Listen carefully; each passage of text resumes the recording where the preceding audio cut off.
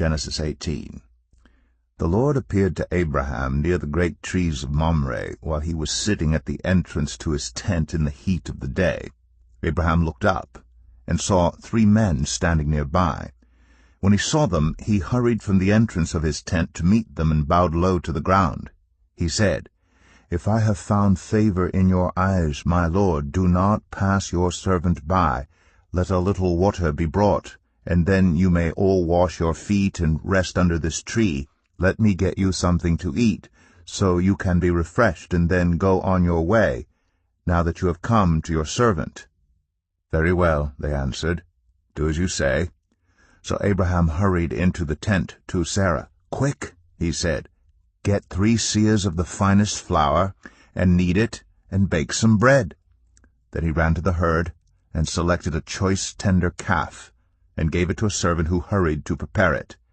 He then brought some curds and milk, and the calf that had been prepared, and set these before them. While they ate, he stood near them under a tree. "Where is your wife, Sarah?" they asked him. "There, in the tent," he said. Then one of them said, "I will surely return to you about this time next year, and Sarah, your wife, will have a son." Now Sarah was listening at the entrance to the tent, which was behind him. Abraham and Sarah were already very old, and Sarah was past the age of childbearing.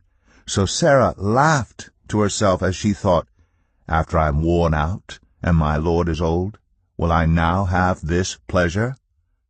Then the Lord said to Abraham, "Why did Sarah laugh and say, 'Will I really have a child now that I am old?'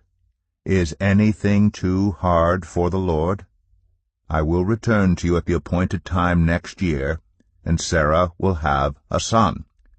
Sarah was afraid, so she lied and said, "I did not laugh." But he said, "Yes, you did laugh."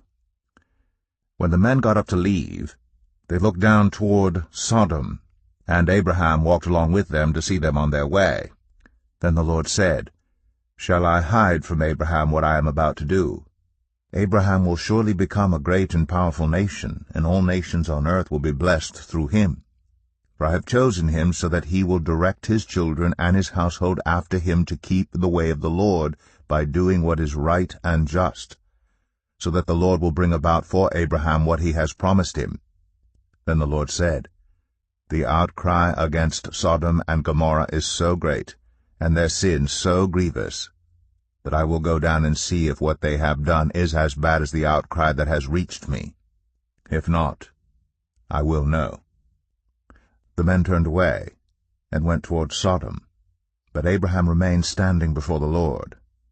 Then Abraham approached him and said, "Will you sweep away the righteous with the wicked?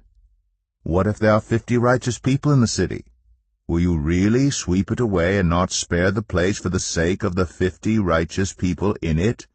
Far be it from you to do such a thing, to kill the righteous with the wicked, treating the righteous and the wicked alike. Far be it from you. Will not the judge of all the earth do right?" The Lord said, "If I find 50 righteous people in the city of Sodom, I will spare the whole place for their sake." Then Abraham spoke up again, "Now that I have been so bold as to speak to the Lord, though I am nothing but dust and ashes, what if the number of the righteous is 5 less than 50? Will you destroy the whole city for lack of 5 people? If I find 45 there," he said, "I will not destroy it."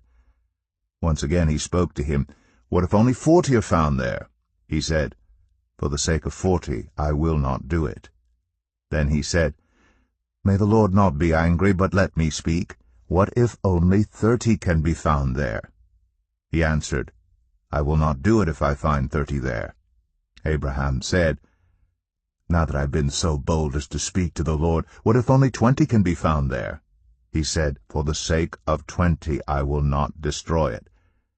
Then he said, "May the Lord not be angry, but let me speak just once more. What if only 10 can be found there?"